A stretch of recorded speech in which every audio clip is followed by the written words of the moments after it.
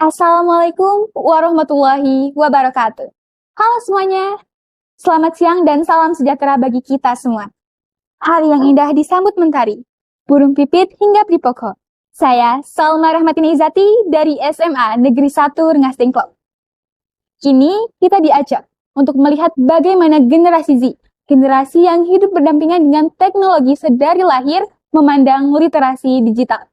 Maka dari itu, saya akan membawakan pembahasan yang berjudul The Real Digital Native jadi si paling adaptif. Sumber bacaan kali ini berasal dari buku iChan, karya Jean Twenge, Born Digital karya Sean Palfrey dan Urs Gasser, serta penelitian dari Arsif. Halo gengs, coba deh jujur, siapa yang kalau bangun tidur bukannya ambil air untuk minum, tapi malah ambil HP untuk cek notifikasi? Nah, itu dia kebiasaan Gen Z. Si generasi yang literally nggak bisa lepas dari dunia digital. Hidup Gen Z hampa kalau nggak ada internet. Teknologi kayak smartphone udah dirancang untuk memudahkan hidup kita. Mulai dari belajar, yang tinggal ketik prompt udah terpampang penjelasan beserta jawabannya. Mau belanja, tinggal klik. Mau tahu yang viral, tinggal gunain jempol buat scroll. Memang gitu kenyataannya. Kita lahir di era digital, tumbuh bareng teknologi, dan kayaknya sulit banget buat menghindar dari dunia online. Kita dapat julukan si paling tahu dan si paling adaptif terhadap perubahan teknologi. Tapi, apa benar kita jadi si paling adaptif itu? Atau cuma jadi pengguna yang ikut arus tren?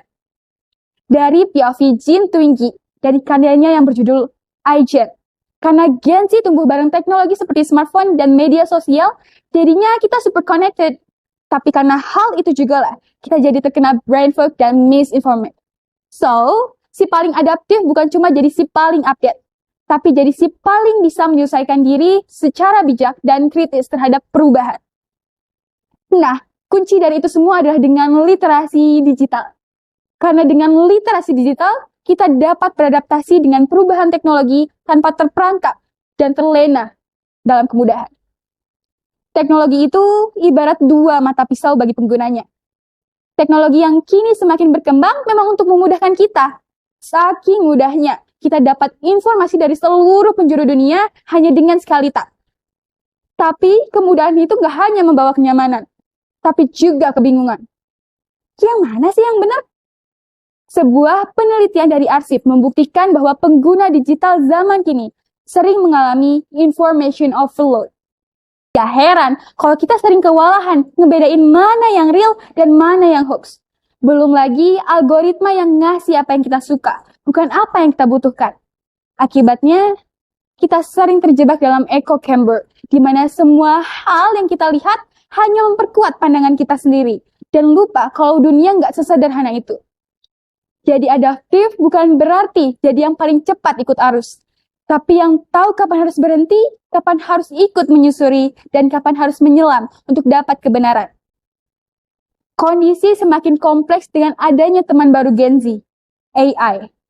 Di satu sisi, AI keren banget bisa bantu kita bikin karya sastra, bantu desain, bahkan riset ilmiah lewat data digital.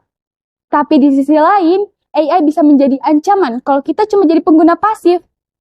Gak jarang loh para pelajar yang secara mentah-mentah pakai AI untuk kerjain semua tugasnya. Coba bayangin kalau hal ini terus terjadi. Kita bakal kehilangan kemampuan berpikir kritis dan sosok kreatif.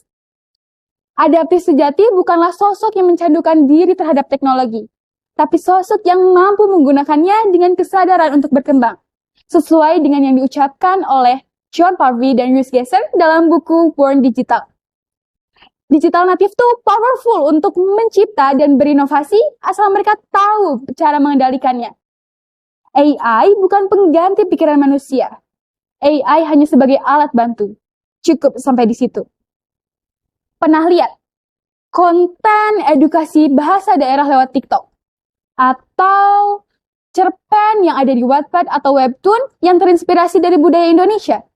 Atau seseorang yang belajar coding dari YouTube, terus gabung komunitas dan bikin aplikasi edukatif? Nah, itu dia contoh nyata adaptasi dan literasi digital bisa menyatukan sastra, budaya, dan teknologi menjadi satu ekosistem kreatif yang hidup.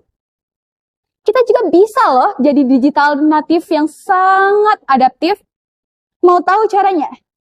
Pertama, biasakan diri untuk berpikir kritis dengan menanyakan apa informasi ini penting untuk digali lebih dalam atau apa sumbernya dapat dipercaya.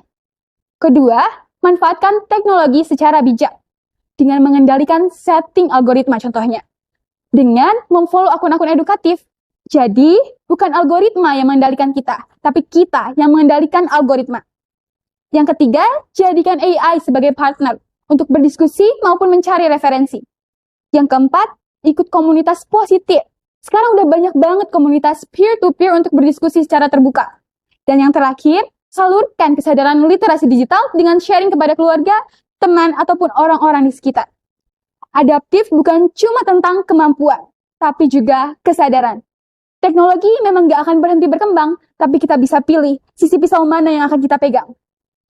Tunggu apa lagi? Yuk, mulai sekarang ubah cara kita bersentuhan dengan dunia digital. Gak masalah kok tetap scroll TikTok atau pakai AI, asal ada value di dalamnya. Mulai sekarang, jadilah penggerak supaya tidak stuck dan jadilah digital native yang positif. Kutunggu langkahmu, kutunggu perubahanmu. Terima kasih atas respon terbaikmu. Kututup pembahasan ini dengan salam dan senyum manisku. Wassalamualaikum warahmatullahi wabarakatuh.